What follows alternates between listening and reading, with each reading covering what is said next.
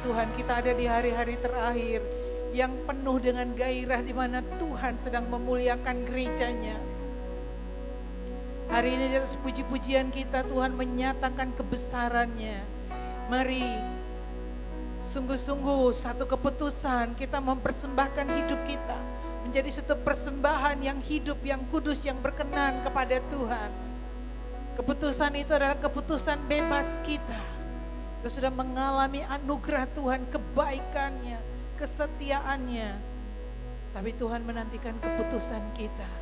Kalau manusia pertama gagal dengan keputusannya untuk taat kepada Tuhan, mari oleh karena anugerahnya, oleh karena darah Tuhan Yesus Kristus yang telah dicurahkan bagi kita, maka Tuhan cuma minta iman kita untuk buat keputusan. Kami milik-Mu Tuhan, kami kepunyaan-Mu. Kau berdaulat atas kami Tuhan. Kau pegang kendali, Engkau pemilik hidup kami Tuhan. Kau penulis hidupku Tuhan. Terima kasih Bapa, terima kasih Tuhan. Pengucapan syukur kami, pujian penyembahan kami, biar menyenangkan hati-Mu Bapa. Lalu Engkau lepaskan Tuhan kebaikan-Mu yang Kau simpan Tuhan bagi orang-orang yang mengasihi Engkau. Engkau lepaskan di tengah-tengah kami siang hari ini. Sehingga di bulan Juni ini menjadi bulan yang terbaik bagi kami. Bulan yang baru bagi kami. Di mana permulaan segala sesuatu Engkau mengerjakan rencana-Mu buat setiap kami. Kami bersyukur karena kami tahu rancangan-Mu kebaikan. Rancangan-Mu rancangan damai sejahtera. Rancangan-Mu hari esok yang penuh dengan damai sejahtera. Kau simpan bagi kami. Kami setuju dengan kebenaran-Mu Bapa. Di dalam nama Tuhan Yesus Kristus kami bersyukur dan siap untuk lawatan-Mu. Di atas kuasa firman-Mu Tuhan, Kau menciptakan bagi kami di surga itu Tuhan. Terjadi buat kami semua di bumi ini seperti di surga.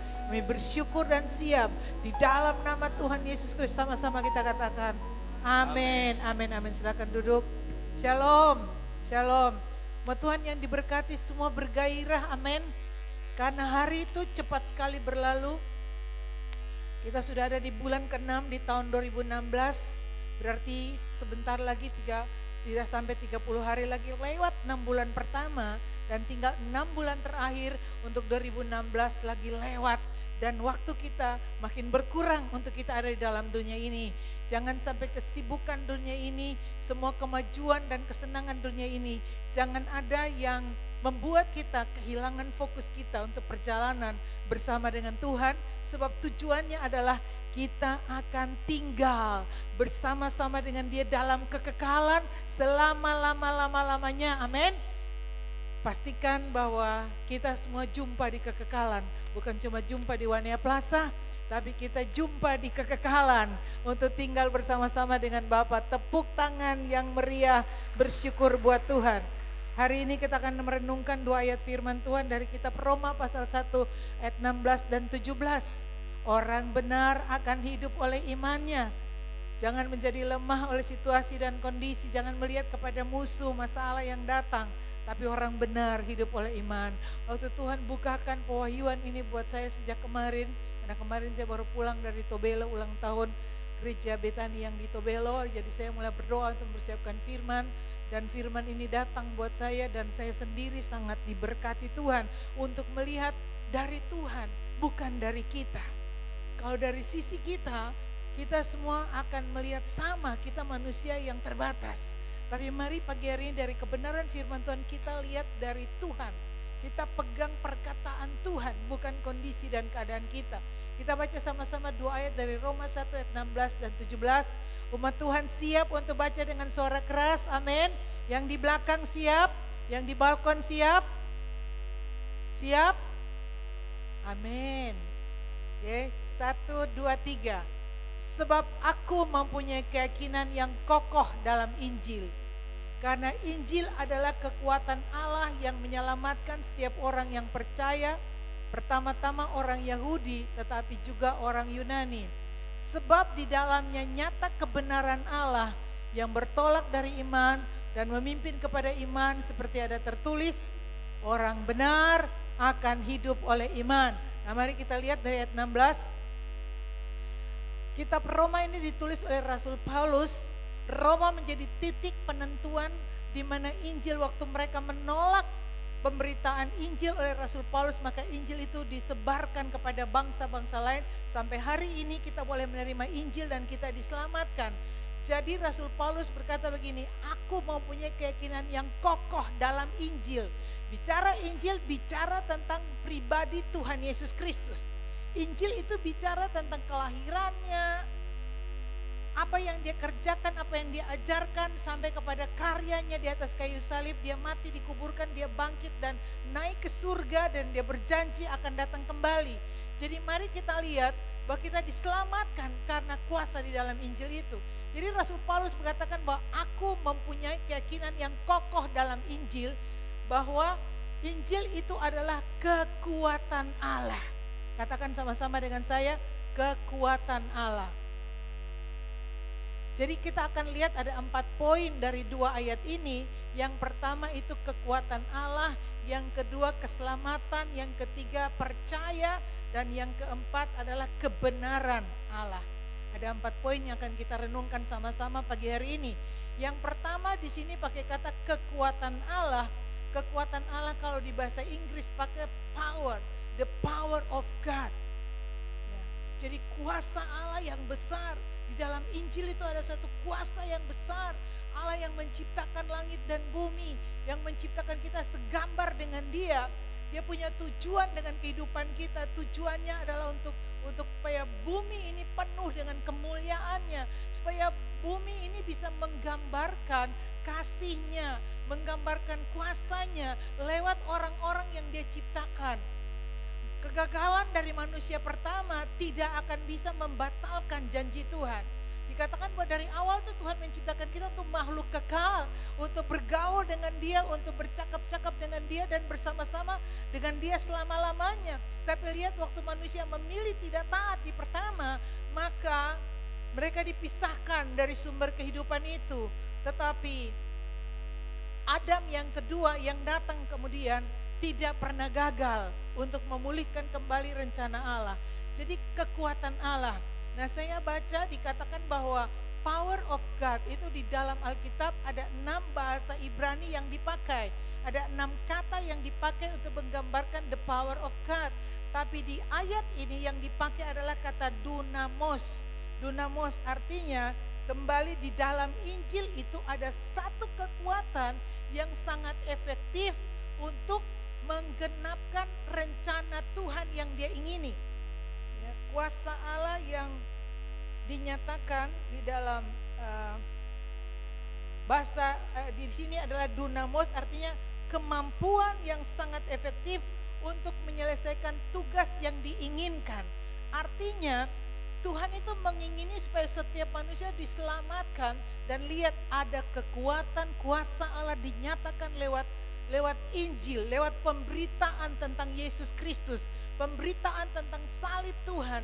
Itu menjadi ada satu kuasa untuk menyelamatkan setiap orang yang percaya. Jadi kuasa Allah dinyatakan di sini. Kita lihat bagaimana sampai Injil itu bisa sampai kita hari ini bisa menjadi orang percaya. Kita lihat ayatnya dalam Kisah Rasul pasal 18 ayat 6 dan ayat 12. Bagaimana bangsa Israel yang tinggal di dalam kegiatan ibadah mereka dan menyembah Allah yang mereka percayai dalam hukum-hukum Taurat, dan mereka gagal untuk melihat lawatan Tuhan lewat Mesias yang Tuhan rencanakan buat mereka. Dalam Kisah Rasul 8 ayat yang ke-6, tetapi ketika orang-orang itu memusuhi dia, Rasul Paulus, dan menghujat, ia mengebaskan debu dari pakaiannya dan berkata kepada mereka, biarlah darahmu tertumpah ke atas kepalamu sendiri, aku bersih, tidak bersalah. Mulai dari sekarang aku akan pergi kepada bangsa-bangsa lain. Jadi kota di Roma itu waktu mereka menolak pemberitaan Rasul Paulus, maka Rasul Paulus itu Tuhan memberikan dia keputusan untuk pergi dan menjangkau bangsa-bangsa lain dengan Injil Tuhan. Di ayat yang ke-12, Roma pasal 8 ayat 18 ayat 12 Kisah Rasul. Akan tetapi setelah Galio menjadi gubernur di Akhaya, bangkitlah orang-orang Yahudi bersama-sama melawan Paulus, lalu membawa dia ke depan pengadilan. Jadi kita lihat bahwa dunia dengan kekuatan kuasanya itu menolak Injil. Mereka menolak. Jadi jangan heran bahwa sampai saat ini, sampai hari ini tetap musuh itu sama. Menghalangi pemberitaan Injil, firman, karena di dalam pemberitaan Injil itu ada kuasa yang menyelamatkan orang, membebaskan orang, memulihkan orang, membaharui orang, sehingga dari manusia-manusia yang tidak berdaya menjadi manusia ilahi karena kebenaran kuasa di dalam Injil Yesus Kristus Tuhan. Nah, jadi kita lihat sesudah itu baru firman Tuhan itu, Injil itu sampai kepada kita di dalam Kisah Rasul 28 ayat 28. Jadi ini sejarah tentang Injil, bagaimana Injil itu bisa tersebar ke bangsa-bangsa lain karena penganiayaan yang terjadi di gereja awal. Sebab itu kamu harus tahu bahwa keselamatan yang daripada Allah ini disampaikan kepada bangsa-bangsa lain dan mereka mendengarnya. Amin. Kita bersyukur bahwa karena penolakan bangsa Israel itu, penolakan mereka, maka Injil itu disebarkan kepada bangsa-bangsa lain. Nah, sesudah itu beberapa tahun di kota Galatia, di Kolose dulu kita lihat di Kolose pasal 3 ayat yang ke-11. Kolose pasal 3 ayat 11 untuk kita melihat bagaimana Injil itu, kekuatan Injil itu yang mengandung kuasa Allah itu sampai kepada bangsa-bangsa lain.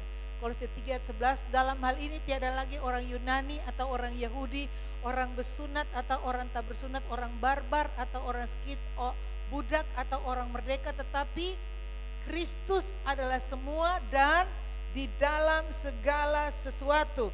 Galatia 3 ayat 8. Dalam hal ini tidak ada lagi orang Yahudi atau orang Yunani, tidak ada lagi hamba atau orang merdeka, tidak ada laki-laki atau perempuan. Kamu semua adalah satu di dalam Kristus Yesus. Jadi mari kita lihat pola pikir kita, melihat masing-masing pribadi kita. Tuhan melihat bahwa kita adalah pribadi-pribadi yang menerima Injil. Kita menerima kebenaran waktu kita percaya kepada Tuhan Yesus Kristus, maka kita masuk di dalam rencananya. Ada satu kuasa Allah yang besar, power of God itu yang bekerja dalam kehidupan kita. Sedikit kita lihat kepada sejarah bangsa Israel awal, Bapak Ibu yang kekasih, pada waktu bangsa pilihan ini ada dalam perbudakan di Mesir, ya kerajaan Mesir, mereka diperbudak, miskin, bodoh dan tidak berdaya, mereka menderita. Lihat, jadi dalam keadaan bukan mereka sedang baik-baiknya dengan Tuhan, bukan mereka sedang hidup dalam hukum-hukum Tuhan, tapi penderitaan mereka itu membuat mereka berseru kepada Tuhan. Dan di Keluaran Alkitab mencatat bahwa Tuhan mendengar keluhan mereka. Tuhan melihat penderitaan mereka. Amin. Segala sesuatu dimulai dari kasih Allah. Bukan karena kita layak, bukan karena kita baik.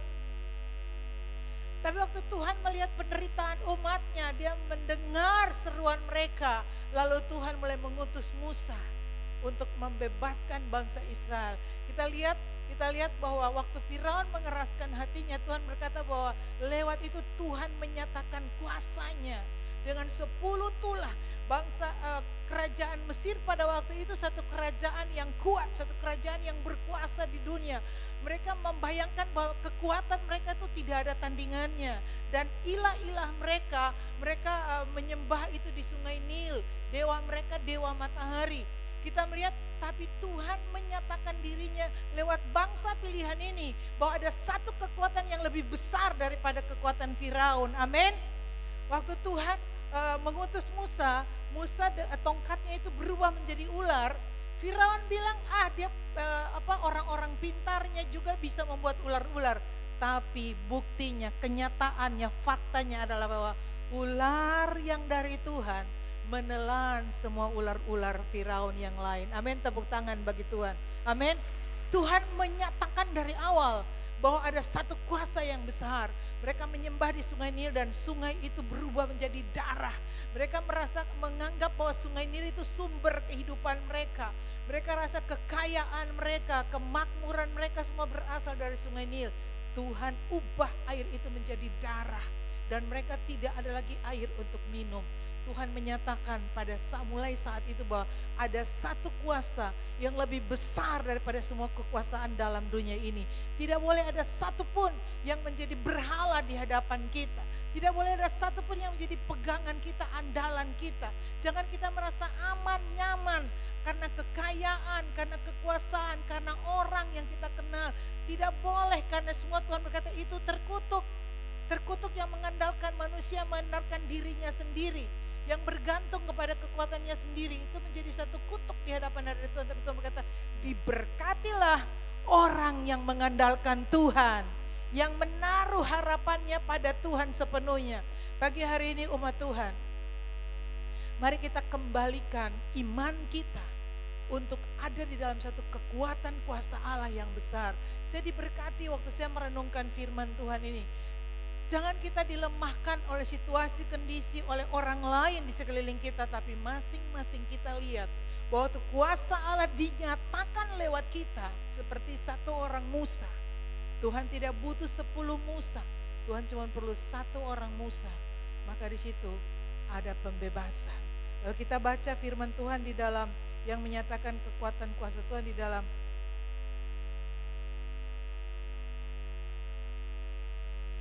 Keluaran pasal 15 ayat 6. Keluaran pasal 15 ayat 6. Tangan kananmu Tuhan, kalau bicara tangan kanan Tuhan itu bicara kekuatannya, bicara kuasanya.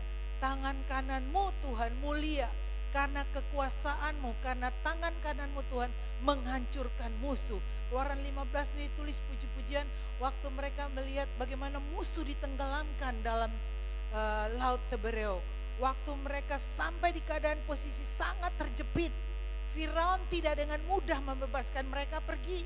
Firaun dengan perlengkapan perangnya, kereta-kereta perangnya, seluruh pasukannya yang kuat itu mengejar bangsa Israel. Ya, lalu pada saat itu musuh dari belakang, kiri kanan ada gunung, di depan ada laut. Kalau saudara tiba di tempat itu, jangan bersungut-sungut dan jangan tidak percaya kepada Tuhan. Tuhan bilang, tinggal diam dan lihat pembelaan Tuhan. Kita lihat awan yang sebelumnya ada di depan mereka pindah ke belakang dan melindungi mereka dari pandangan musuh semalam-malaman. Lalu waktu pagi Tuhan bilang, Musa angkat tongkat, laut terbelah. Kuasa Allah dinyatakan, tapi lihat bukan Tuhan sendiri yang bilang laut terbelah. Tuhan bisa berfirman dan laut bisa terbelah, amin. Tapi Tuhan mulai mengajar bangsa pilihan yang pertama ini bahwa bagaimana mereka bekerja sama dengan Tuhan. Tuhan menyuruh Musa, Musa angkat tongkatmu. Dan waktu Musa angkat tongkat, laut terbelah. Jadi Tuhan mulai mendelegasikan kuasa otoritasnya kepada orang-orang pilihannya. Jadi waktu mereka menyeberang, lalu musuh mengejar dengan semua kekuatannya. Musa angkat tangan lagi waktu semua sudah aman di seberang. Lalu laut menutupi mereka, lalu mereka bernyanyi bahwa musuh itu tidak lagi mereka lihat selama-lamanya. Saudara percaya kuasa Allah masih sama, amin? Saudara percaya kuasa Allah tetap sama? Kalau kita berdiri dengan kuasa Allah, menantikan tuntunan Tuhan, percaya bahwa musuh yang kita lihat tidak akan kita lihat lagi, amin? Kita berdiri buat anak cucu kita, dosa-dosa keturunan, kutuk-kutuk keturunan kita berdiri. Saya senang ayat yang Tuhan bilang, dunia akan menganiaya kamu, tapi bersukacitalah sebab aku telah mengalahkan dunia. Amin. Pada saat Tuhan Yesus memulai pelayanannya dengan murid-murid yang pertama, 12 murid-murid, mereka bukan orang-orang yang sempurna, orang-orang yang tidak sekolah tinggi, orang-orang yang bukan orang-orang hebat. Tapi waktu Tuhan Yesus bilang kepada mereka, kamu adalah garam dan terang dunia,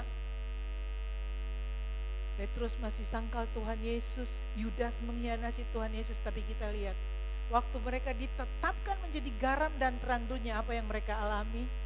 Penganiayaan. Ada yang digoreng, ada yang Petrus itu, Petrus yang disalibkan terbalik, kepala di bawah, kaki di atas, semua mengalami penganiayaan.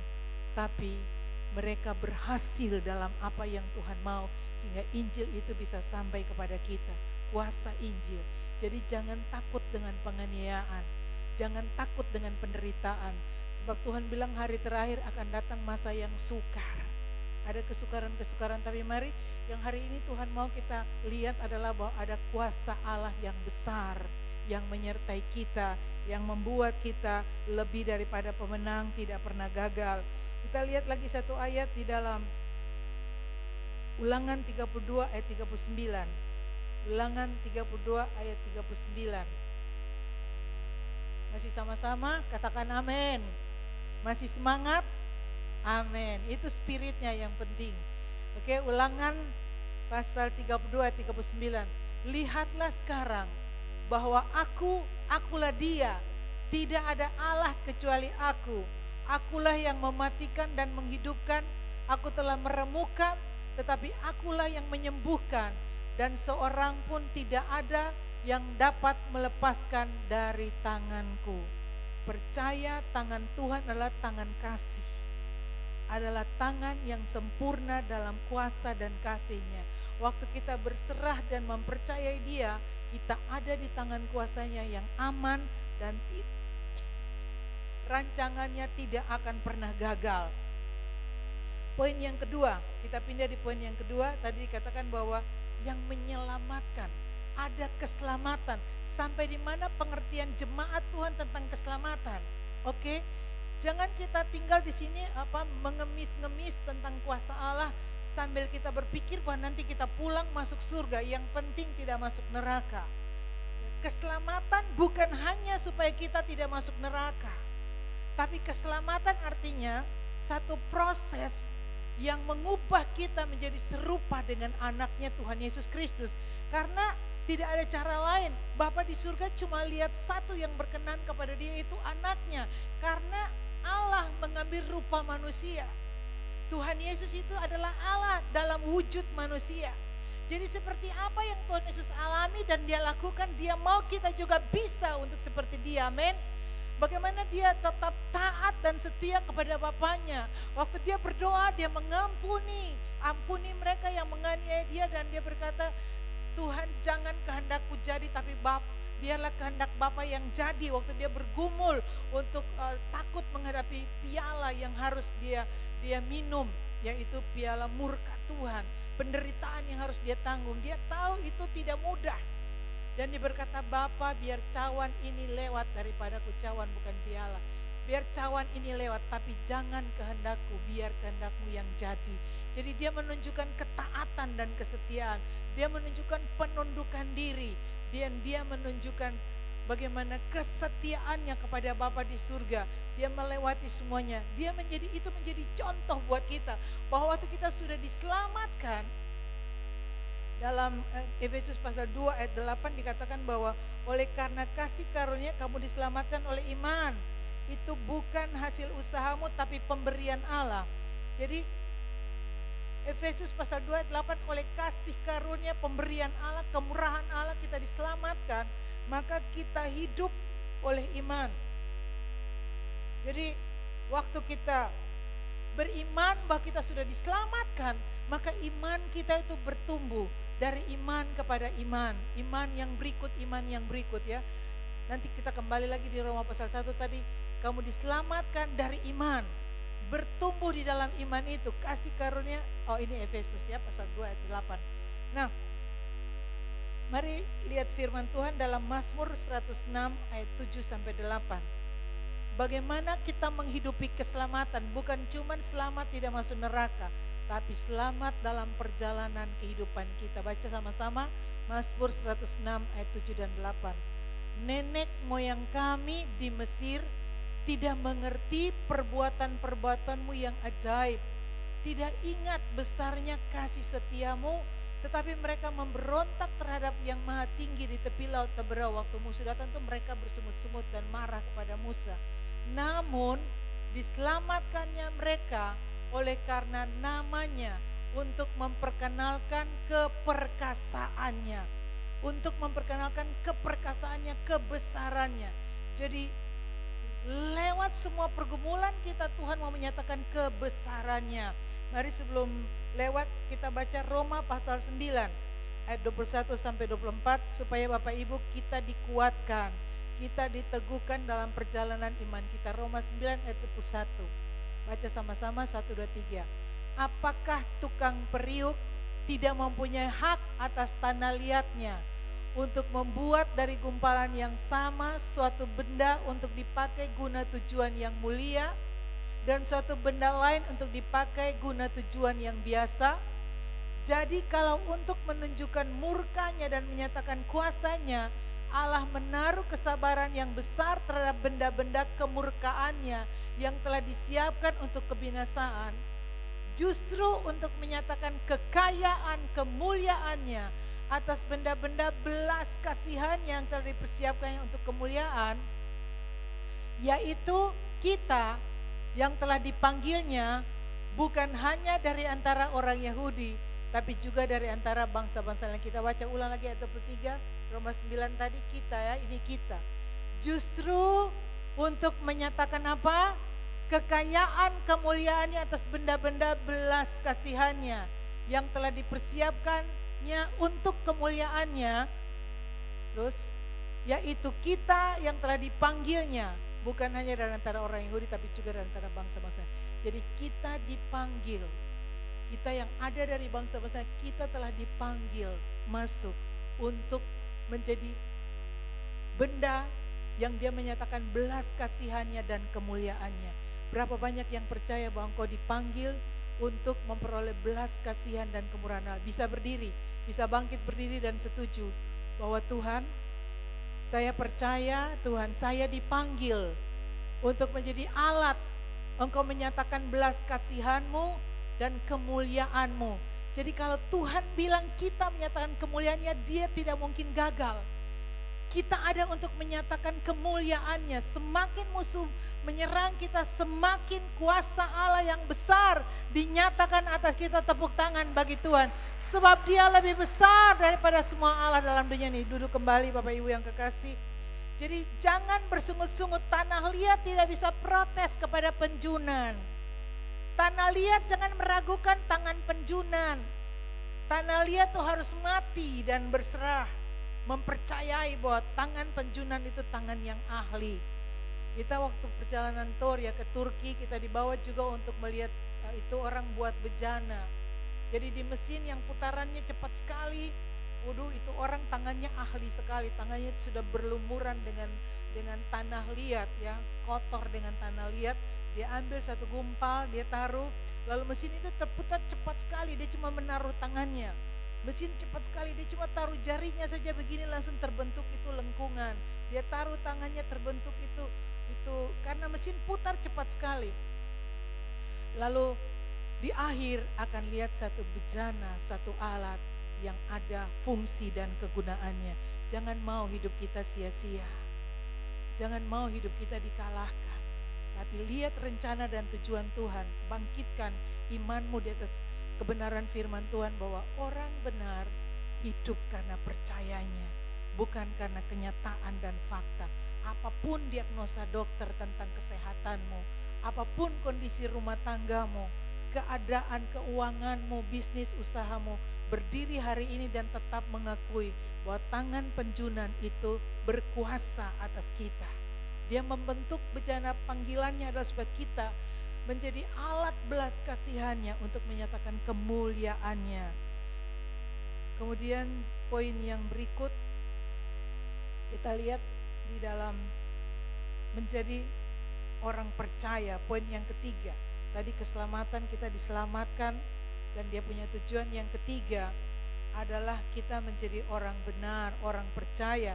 Mari lihat firman Tuhan dalam Mazmur 92. Semua jadi orang benar, amin. Nah mari lihat apa kata Tuhan tentang orang benar. Ciri-ciri orang benar itu seperti apa. Mazmur 92 ayat 12 baca sama-sama. Orang benar akan bertunas seperti pohon korma, akan tumbuh subur seperti pohon aras di Libanon. Ayat 3 terus lanjut. Mereka yang ditanam di bait Tuhan akan bertunas di pelataran Allah kita. Pada masa tua pun mereka masih berbuah menjadi gemuk dan segar. Ini pasti janji firman Tuhan. Tepuk tangan bagi Tuhan. Ya, Pak Leo, ketua diaken di depan yang tepuk tangan karena surasa semasa tua toh. Tapi tadi Tuhan bilang untuk masa depan sampai tua tetap berbuah lebat, tetap menjadi berkat. Haleluya. Ya, di sini juga ada Pak Andi, tetap kuat, tetap menjadi berkat. Amin. Nah, 2 ciri pohon ini, semua orang benar, mari lihat seperti apa yang Tuhan bilang orang benar. Dikatakan bahwa seperti bertunas seperti pohon korma. Kalau tunas itu artinya ada kehidupan, pohon itu tidak mati. Pohon itu bertumbuh, harus ada tunas. Pohon korma dikatakan di sini, pohon korma itu suatu pohon yang tumbuh di padang gurun. Dan orang yang berjalan di padang gurun itu paling senang kalau lihat pohon korma. Karena tanda bahwa kalau ada pohon korma berarti pasti ada mata air. Karena pohon korma itu sangat spesifik. Kalau ada yang belum pernah lihat pohon korma itu seperti pohon kelapa, batangnya tinggi. Dan buah-buahnya seperti buah pinang gitu ya kalau di pohon korma. Nah, spesifik dari pohon korma adalah waktu bijinya ditanam, mereka taruh dulu dengan batu sehingga akarnya itu masuk jauh ke dalam dan pohon korma itu akarnya itu pasti mencari mata air. Waktu dia menemukan mata air, maka itu dia akan tumbuh ke atas, dia bertunas ke atas. Sehingga dia menghasilkan buah yang mengandung banyak vitamin, banyak energi. Biasanya kalau kita mau naik di Gunung Sinai dibilang bawa bekal itu korma. Makan itu korma karena makan 2 biji sehari, 3 biji sehari itu mengandung energi dan vitamin-vitamin. Nah, jadi Bapak Ibu yang kekasih, mari siang hari ini kalau engkau orang benar, sudahkah akar-akarmu tertanam jauh sampai menembus, sampai menemukan mata air kehidupan? Kalau tidak, kita tidak akan tahan dengan badai di padang gurun.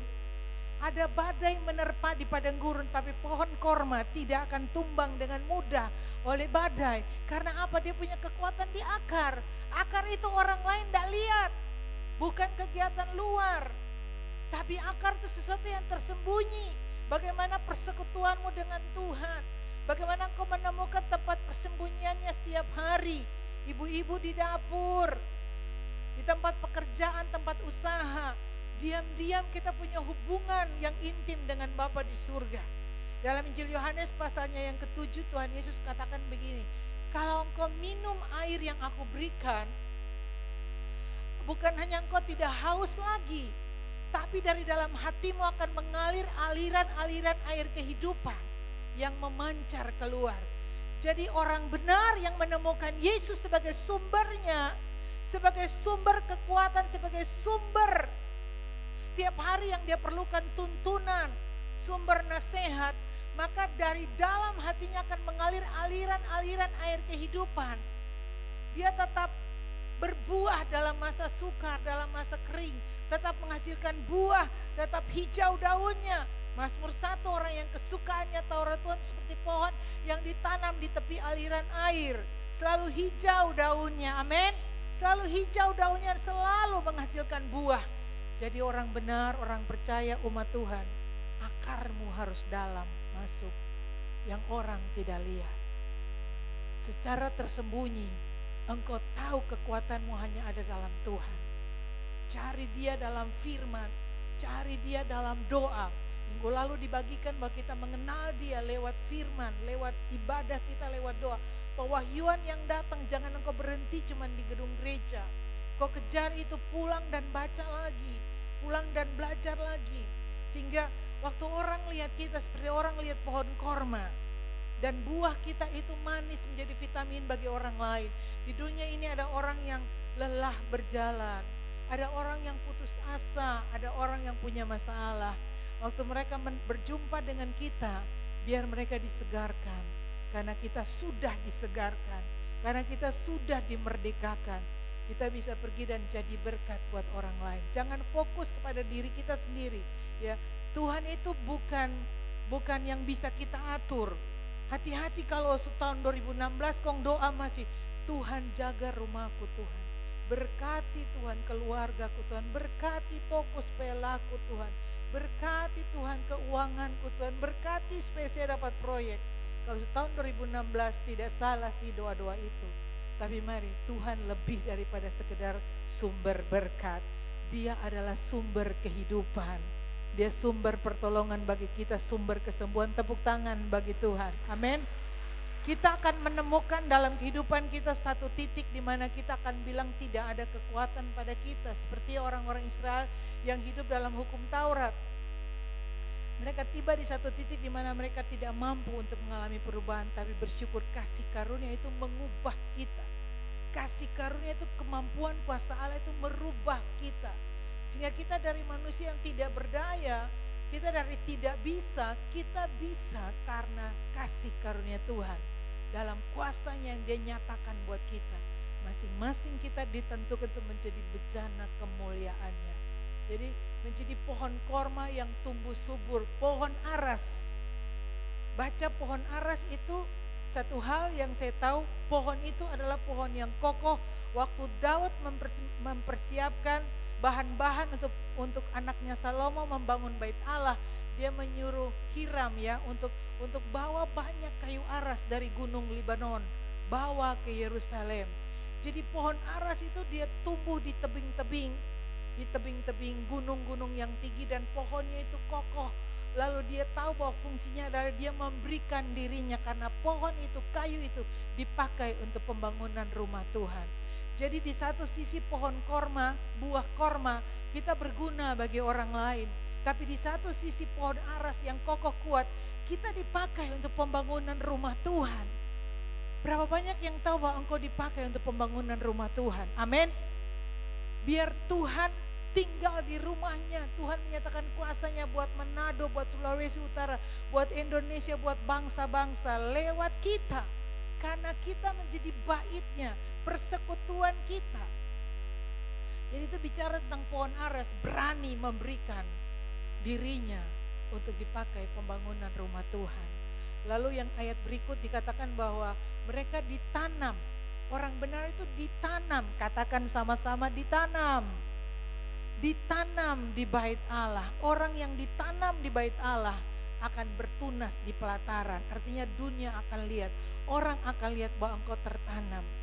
Mari jadi pribadi-pribadi yang mau tertanam. Jangan cuman superficial, jangan cuman asal-asalan. Yang penting datang gereja, terlambat sedikit tidak apa-apa, pulang cepat. Jangan ikut yang lain, jangan ikut doa yang lain, enggak usah ikut doa hari Kamis, doa hari Sabtu. Disediakan di sini ada ibadah doa 2 kali seminggu. Berapa banyak yang sudah tahu, selalu ada kasih pengumuman, tapi jumlahnya belum naik-naik. Masih sekitar begitu orang-orang yang datang berdoa. Tertanam, tertanam. Oke, mau tertanam, mau lihat lawatan Tuhan, mesti jadi pohon ara dulu yang mau memberikan dirinya. Datang di ibadah doa hari Kamis jam 12. Ini kita ada dalam doa puasa raya hari Selasa sampai hari Jumat, ada doa jam 12. Jangan cuman ibu-ibu saja, bapak-bapak juga ambil bagian untuk berdoa. Tadi lihat sangkor kita, Bethany Choir tadi, saya hitung-hitung yang menyanyi laki-lakinya cuma 5, yang wanitanya 18. Haleluya. Nanti di surga bapak-bapak datang menyanyi. Nanti kita di belakang Jo, nanti di depan Jo. Tuhan Yesus bilang sambunyi terus di belakang. Ya, jadi mari seperti orang benar, seperti pohon aras yang tumbuh subur. Mau tumbuh subur sampai masa tua, tetap berbuah lebat, tetap subur. Mari jadi pohon aras yang mau memberikan dirinya. Jangan cuman itu kan pendeta, itu kan full time. Kita di belakang Jo. Ini waktu untuk gereja Tuhan seluruhnya harus bangkit. Ambil bagian di sini ada banyak, ada dewasa muda, ada pelayanan FA, ada pelayanan sahabat orang sakit yang mengunjungi dan mendoakan orang-orang sakit, memberitakan kuasa Allah yang menyembuhkan buat keluarga-keluarga yang membutuhkan. Bapak Ibu jemaat Tuhan tahu enggak, rumah-rumah sakit di kota ini penuh dengan pasien-pasien. Tidak pernah kosong bilang, aduh enggak ada pasien rumah sakit kosong. Ya selalu penuh dengan pasien-pasien. Berapa banyak keluarga-keluarga yang perlu lawatan Tuhan, perlu pertolongan Tuhan. Kita ada pelayanan sahabat orang sakit. Ambil bagian, ada grup-grup yang atur supaya kunjungi dan doakan pasien-pasien yang sakit. Biar mereka ada mendapatkan sahabat Tuhan Yesus yang mendampingi mereka dalam hari-hari yang sukar. Nah, jadi ini orang benar. Orang percaya itu menjadi orang benar yang punya ciri-cirinya, mau tertanam, mau tertunas, ditanam di bait Allah, bertunas di pelataran. Yang terakhir kebenaran Allah. Kebenaran itu ditulis 35 kali hanya di dalam kitab Roma saja, ada 35 kali righteousness of God. Kebenaran Allah artinya ada prinsip-prinsipnya Tuhan, ada pribadinya yang dia nyatakan lewat kebenaran firman-Nya. Jadi kita tidak boleh bangun kebenaran diri sendiri. Kita tidak bisa hidup di dalam kebenaran diri sendiri, membela kebenaran diri sendiri, tapi kita lihat kebenaran Allah. Dalam Filipi pasal 3 ayat 9, 8 sampai 9, coba kita lihat. Ini ayat-ayat yang terakhir, tinggal satu ayat lagi. Kita akan makan perjamuan bersama-sama. Filipi 3 ayat 8 sampai ayat yang ke-9. Rasul Paulus yang menulis ini, dia katakan, malahan segala sesuatu kuanggap rugi karena pengenalan akan Kristus Yesus Tuhanku lebih mulia daripada semuanya. Oleh karena dialah aku telah melepaskan semuanya itu dan menganggapnya sampah supaya aku memperoleh Kristus. Terus, dan berada dalam dia bukan dengan kebenaranku sendiri karena mentaati hukum Taurat. Jadi saya bisa ini, saya bisa ini, saya bisa ini. Saya tidak melakukan ini. Melainkan dengan kebenaran karena kepercayaan kepada Kristus. Yaitu kebenaran yang Allah anugerahkan berdasarkan kepercayaan. Ada ayat kita baca bahwa karena Abraham percaya, maka hal itu diperhitungkan sebagai kebenaran buat Abraham. Waktu kita percaya, maka hal itu diperhitungkan sebagai kebenaran. Roma pasal 9, Roma pasal 3 ayat 21 sampai 24. Roma pasal 3. Tapi sekarang tanpa hukum Taurat, kebenaran Allah telah dinyatakan seperti yang disaksikan dalam kitab Taurat dan kitab para nabi, yaitu kebenaran Allah karena iman. Karena iman dalam Yesus Kristus bagi semua orang yang percaya, sebab tidak ada perbedaan. Karena semua orang telah berbuat dosa dan telah kehilangan kemuliaan Allah, ayat 24 yang terakhir, dan oleh kasih karunia telah dibenarkan dengan cuma-cuma karena penebusan dalam Kristus Yesus. Jadi ada kebenaran karena kita percaya kepada penebusan Tuhan Yesus Kristus. Kembali di Roma 1 tadi ayat 16 dan 17, kita lihat 4 poin ini, bahwa Rasul Paulus itu dia menyatakan keyakinan yang kokoh bahwa ada satu power of God, ada satu kuasa Allah yang dinyatakan, yang menyelamatkan setiap orang yang percaya, yang menyelamatkan. Jadi firman harus bergaul akrab dengan firman, karena di dalam firman itu ada kekuatan Allah yang menyelamatkan dalam segala kondisi. Kekuatan Allah yang menyelamatkan. Jangan lihat kepada besarnya musuh, jangan lihat kepada kelemahan kita, tapi lihat kepada kuasa Allah yang besar. Amin.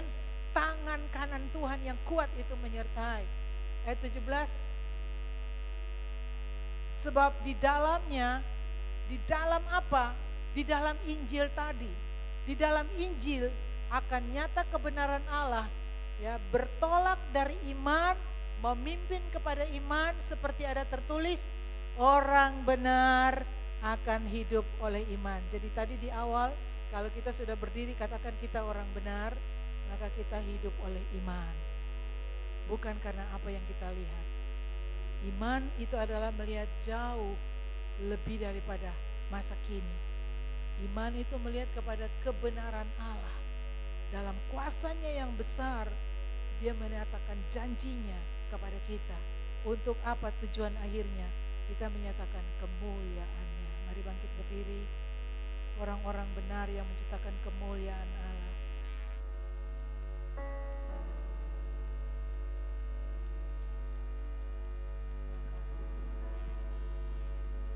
Selamanya Kau Tuhanku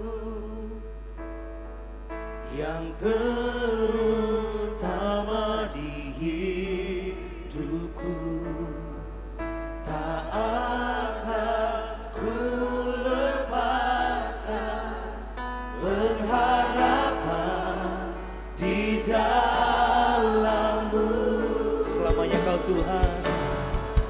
selamanya Kau Tuhanku yang terutama di hidupku. Tak akan ku lepaskan pengharapan di dalam-Mu. Selamanya Kau Tuhan, selamanya Kau Tuhanku yang terutama di hidupku. Tak akan ku lepaskan pengharapan di dalam-Mu. Berapa banyak yang mau hidup dalam kekuatan kuasa Allah? Angkat tanganmu. Berapa banyak dari kita yang mau hidup dengan iman? Mata kita terbuka kepada janji-janji firman Tuhan. Dia berkata kepada Abraham, pandanglah ke utara, selatan, timur, dan barat. Sejauh matamu bisa memandang, jalanilah itu, maka itu akan diberikan menjadi milikmu. Mulai dari lutut kita, mulai dari waktu kita menutup mata, kita bisa melihat dengan iman. Lihat dengan iman untuk rumah tanggamu, untuk kesehatanmu, untuk anak cucumu, untuk usahamu. Lihat dengan iman. Sebab janji Tuhan, ya dan amin. Orang benar hidup karena iman, bukan karena melihat. Terima kasih Tuhan. Bersyukur buat firman. Terima kasih Tuhan. Mari mulai buka mata imanmu. Mulai lihat dengan iman. Jangan setuju dengan apa yang musuh bawa. Haleluya. Kasih-Mu Tuhan, Haleluya. Kau lebih besar. Kau lebih besar. Kau yang ajaib, Rancangan-Mu kebaikan. Kau yang besar. Haleluya. Terima kasih. Haleluya.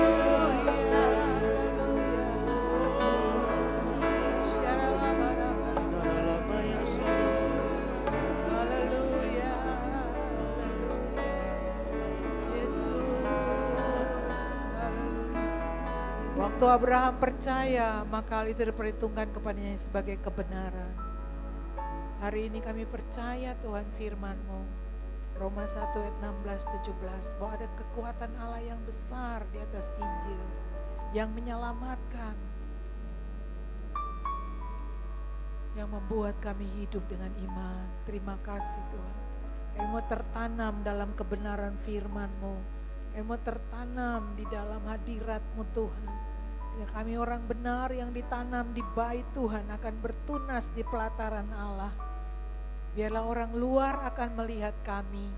Mereka menemukan mata air surgawi itu dalam kehidupan kami. Mereka menemukan buah kami yang mengandung energi, yang menjadi berkat buat orang-orang yang membutuhkan. Orang-orang yang sedang berjalan di padang gurun, yang lelah, yang haus. Biar waktu mereka menemukan kami, mereka menemukan sumbernya, sumber kehidupan itu. Hari ini Tuhan, hari yang Kau jadikan buat kami. Firman-Mu tidak lalu dengan percuma.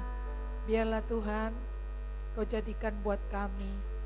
Kami mau bersekutu dengan tubuh dan darah-Mu Tuhan. Mari pelayan-pelayan pejamuan boleh maju. Terima kasih buat saat yang indah Tuhan. Momen yang penting. Duduk sehidangan dengan Engkau Tuhan. Di meja perjamuan kudus-Mu. Biar kami semua mengalami keintiman. Kami dibaharui dalam hubungan kami dengan kekasih jiwa kami, dengan juru selamat kami. Baharui kami Tuhan, roh, jiwa, dan tubuh kami yang Kau segarkan. Ini roti dan anggur biasa, tapi kami berdoa Tuhan memberkati. Dalam nama Bapa, Putra, dan Roh Kudus, ini tubuh dan darah-Mu. Tubuh-Mu yang dihancurkan untuk kami. Kesengsaraan kami sudah Engkau tanggung, penderitaan kami sudah Engkau pikul, penyakit kami sudah Engkau tanggung. Kami percaya bahwa punggungmu dihancurkan, itu penyakit kami yang kau tanggung. Oleh bilur-bilurmu kami sembuh. Terima kasih Tuhan. Berkati Tuhan perjamuan kudus hari ini lewat tangan-tangan hamba-hambamu. Berkat itu sampai buat umat Tuhan. Kami bersekutu dengan tubuh dan darah-Mu. Dalam nama Tuhan Yesus, amin. Silakan duduk dan kita dilayani.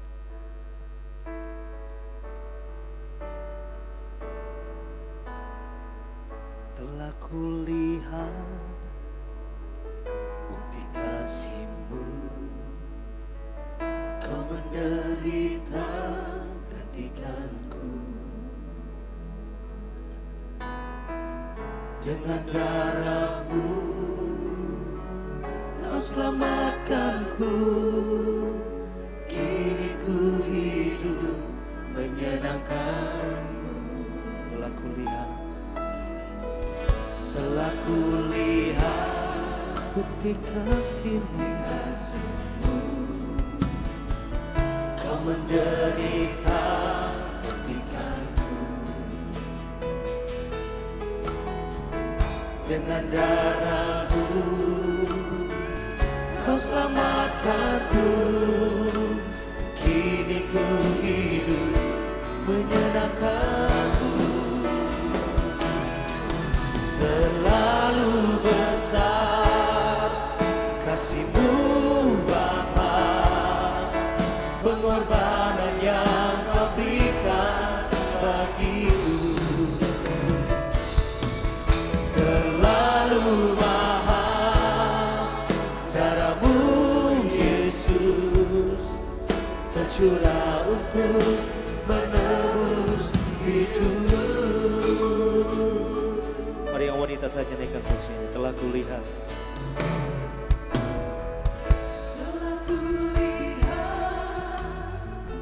bukti kasih-Mu, Kau menderita gantikanku. Dengan darah-Mu Kau selamatkanku. Kini ku hidup menyenangkan-Mu. yang pria. Telah kulihat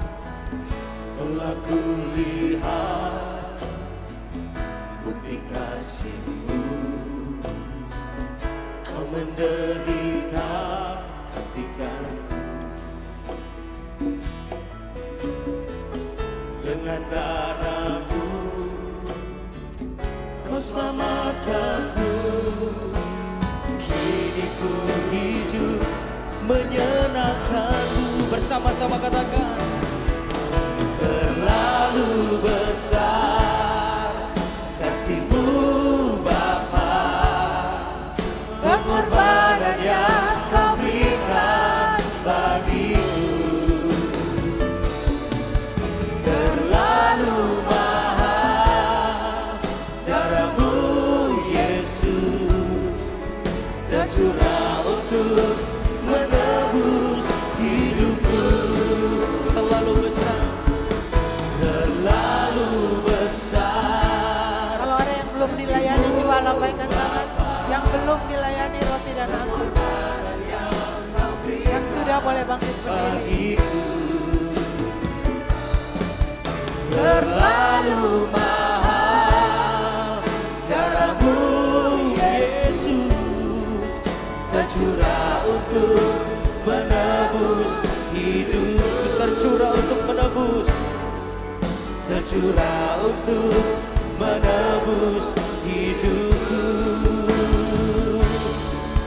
Tercurah untuk menebus hidupku. Mari angkat roti di tangan kanan kita lebih tinggi dari kepala. Makasih Tuhan, kami boleh bersekutu dengan tubuh-Mu Tuhan. Kau tanggung penderitaan kami, penyakit kami, kesesakan kami. Lambung-Mu ditusuk, keluar air dan darah yang menyembuhkan kami, yang memulihkan kami, menghidupkan kami. Kami bersyukur buat pengorbanan-Mu Tuhan. pada malam terakhir Paskah dengan murid-muridnya, Tuhan Yesus mengucap syukur, mengambil roti, memecah-mecahkan dan memberikan kepada murid-murid, dan dia menyatakan dirinya, ini tubuhku yang dihancurkan untuk pengampunan dosa seluruh isi dunia. Perbuat setiap kali kamu memakannya menjadi peringatan akan aku. Ingat kami Tuhan, kami orang-orang yang sudah Engkau tebus, kami milik kepunyaan-Mu. Bukankah roti di tangan kita, persekutuan kita dengan tubuh Kristus, kita makan dalam nama Yesus.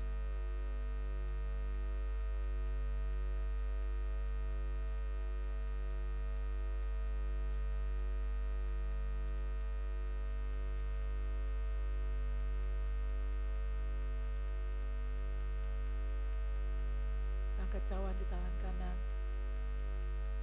Demikian juga dibuatnya dengan cawan sesudah makan. Dia berkata, cawan ini adalah perjanjian baru yang dimeteraikan oleh darahku dan ditumpahkan bagi kamu. Aku tidak akan minum lagi dari hasil pokok anggur ini sampai yang baru bersama-sama dengan kamu dalam kerajaan Bapa. Tuhan Yesus menantikan kita untuk ada bersama-sama dengan Dia. Tetaplah setia, tetaplah kuat dalam mengiring Dia. Bukankah cawan pengucapan syukur ini persekutuan kita dengan darah Kristus? Kita minum dalam nama Yesus.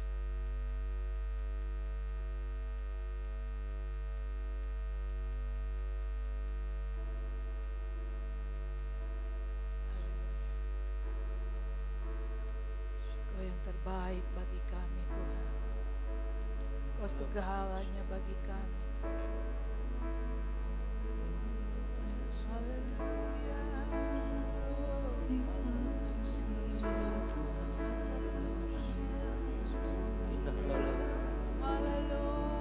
Kaulah kemenangan. Haleluya, haleluya. Kami mau hidup dalam kebenaran. Kami percaya. Terima kasih Tuhan. Haleluya.